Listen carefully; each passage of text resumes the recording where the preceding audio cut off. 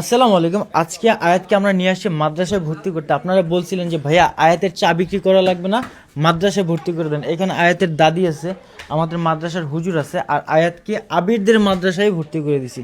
আপনারা হয়তো আবিরদের মাদ্রাসাটা অনেকেই দেখছেন, অনেকেই পরিচিত। দাদি, আয়াতকে তো মাদ্রাসায় ভর্তি করে দিলাম, আপনার কেমন লাগলো? ভালো লাগছে। আয়াতের জন্য আপনার এই মাদ্রাসায় একটা টাকাও খরচ করতে হবে না। ঢাকা থেকে একটা ইঞ্জিনিয়ার, আমার এক বড় ভাই, আমাদের অফিসের পাশেই তার অফিস, গুলশানে। ভাইয়া আমাকে বলছে যে ভাইয়া আয়াতকে আপনি ভর্তি করে দেন, আয়াতের জন্য যা প্রয়োজন সে ভাইয়া দেখবে। মাসে 2000 লাগুক, 3000 লাগুক, 2500 লাগুক, যা লাগবে আপনি শুধু এইটা খেয়াল রাখবেন যেন আয়াত ঠিকঠাক মতো লেখাপড়া করে। আর হুজুর, আয়াতের জন্য যখন যা কিছু প্রয়োজন হবে আপনি শুধু আপনার এই ছোটো ভাইকে একটু বলবেন যে ভাইয়া আয়াতের জন্য এইটা লাগবে, আমি যদি নাও থাকি ইনশাল্লাহ জিনিসটা আমি পাঠিয়ে দেওয়ার চেষ্টা করব।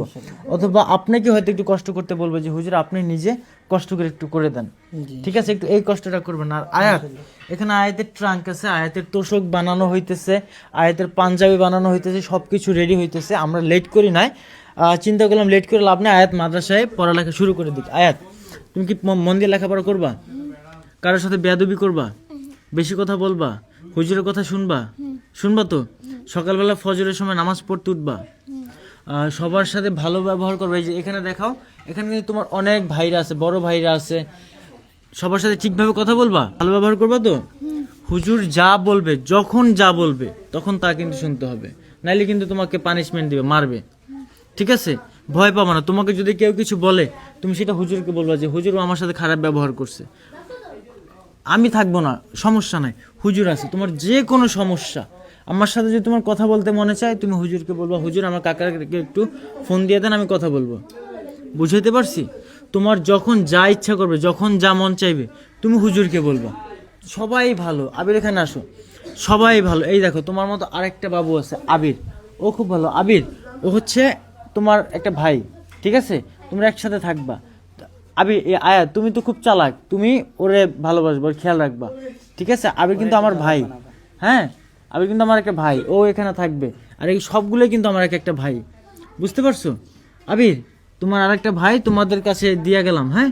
তোমরা সবাই দেখে শুনে রাখবা। আর আপনারা যারা আজকের ভিডিওটা দেখবেন, হয়তো অনেকের ডিমান্ডিং একটা ভিডিও ছিল, ও চা বিক্রি করতো, সেখান থেকে এখন মাদ্রাসায় পড়তেছে, পুরোটাই হয়েছে আপনাদের জন্য।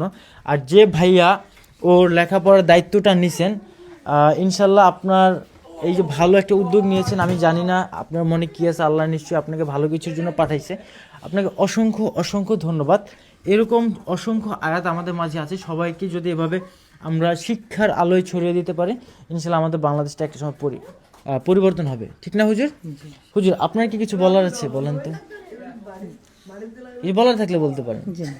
আচ্ছা দাদি, আপনার কিছু বলার আছে? আপনার নাতিকে যে এখানে ভর্তি করে দিলাম, আপনার এখানে মানে কিছু বলার আছে যে আরেকটু এরকম হইলে ভালো হয় বা কিছু হইলে ভালো হয়?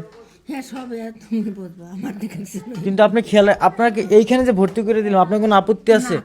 পুরোটাই কিন্তু আপনার, না পুরোটাই কিন্তু আপনার নিজের ইচ্ছায়, আপনাকে নিজে নিয়ে এসে ভর্তি করে দিয়ে গেছি যে কোথায় ভর্তি হইতেছে, কোথায় পড়তেছে আপনি দেখা তারপরে যাবেন।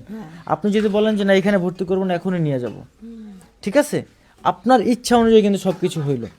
কারণ আমি আজকে বাকেরগঞ্জ আছি, কালকে নাও থাকতে পারি, ঠিক না? আপনি আইসা যেন ওর দেখাশোনা করতে পারেন, ঠিক আছে? আয়াত, তাহলে হুজুরের কথা কিন্তু শুনতে হবে, হ্যাঁ? শুনবা তো? কথা দিলা? অনেক মানুষ কিন্তু দেখবে, সবার সামনে কথা দিলা তো। যদি তুমি ভালো করে লেখাপড়া করো সবাই তোমাকে গিফট পাঠাবে, আর যদি ভালো করে লেখাপড়া না করে তাহলে কেউ ভালোবাসবে না, ঠিক আছে? তো সবাই ভালো থাকেন, সুস্থ থাকেন, আমার জন্য দোয়া করবেন। আর এখানে অনেক বাচ্চা কাচ্চা আছে, সবার জন্য দোয়া করবেন যেন সবাইকে নিয়ে হাসি খুশিভাবে থাকতে পারি। ভিডিওটা ভালো লাগলে অবশ্যই শেয়ার করবেন। ধন্যবাদ সবাইকে। আসসালামু আলাইকুম।